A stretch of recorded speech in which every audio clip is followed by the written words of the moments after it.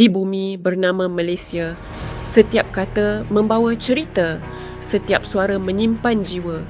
Dari pantun yang bersenandung di tepi sungai hingga hikayat lama di bawah cahaya pelita, semuanya membentuk warisan tak ternilai.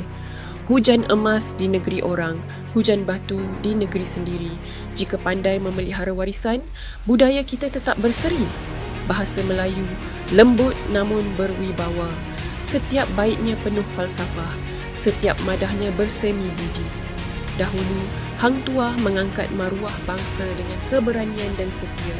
Kini, generasi baharu mengangkat warisan itu dengan ilmu, kreativiti dan teknologi. Dalam dunia digital, sastera kita bernafas semula. Pantun menari di layar, syair bersuara di angkasa maya, hikayat lama dihidupkan dengan cahaya, warna dan imajinasi tanpa batas. Pulau Pandan jauh ke tengah, Gunung Daik bercabang 3. Jika kita jaga bahasa bangsa, negeri gemilang tetap berdaya.